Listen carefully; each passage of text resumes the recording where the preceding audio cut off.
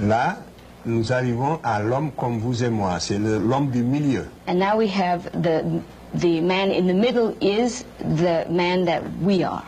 C'est le crâne du milieu. C'était un noir. C'est l'homme que nous appelons dans la littérature, si vous voulez, préhistorique, l'homme de Grimaldi. This was a black man. The skull is that of a black man, which we call in prehistoric history the Grimaldi man. On sait que c'était un homme de morphologie noire. Quand on voit sa morphologie, on voit que c'était un noir. Vous voyez bien, la forme du visage est très typique. Et nous l'avons comparé avec un crâne d'Africain d'aujourd'hui. Le crâne de gauche, c'est un crâne de Malien que nous avons dans notre collection à Dakar, à l'IFAN. Et le crâne de droite, c'est le premier homme blanc qui apparaît sur la Terre, à la suite de la transformation de l'homme du milieu. You can see in looking at the skull in the middle that the morphology of this skull is very much that of blacks. That is the skull of modern man. To the left of it, we have the skull of modern African man. It is one of those that is in our collection at the University of Dakar. L'homme qui est à droite maintenant, on ne le verra que l'homme qui est au milieu est entré en Europe il y a 40 000 ans. 40,000 years ago, the man in the middle left Africa and went to Europe. Il va vivre en Europe de moins 40 000 ans à moins 20 000 ans, et c'est pendant cette période d'adaptation à un climat extrêmement froid qui est très différent du climat actuel. Parce que c'est pendant la dernière glaciation que la Terre a connu et qui a duré 100 000 ans. Il va donner naissance, donc par mutation et adaptation, au troisième crâne de droite qui est l'homme de Cro-Magnon. The skull at the extreme right of the screen is that of Cro-Magnon man.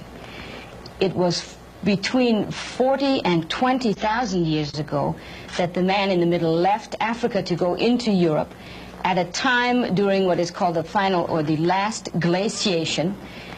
The climate in Europe was extremely cold. It was much colder than it is now.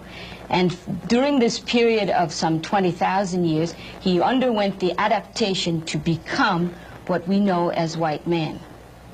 Donc, c'est bel et bien, si on s'en tient sans préjugés, aux données rigoureusement scientifiques, nous sommes bien obligés d'affirmer en toute sérénité que c'est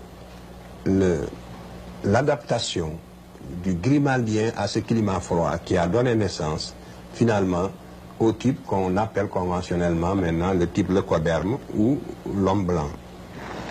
Le blanc est sorti du noir à la suite d'un processus d'adaptation à un climat froid.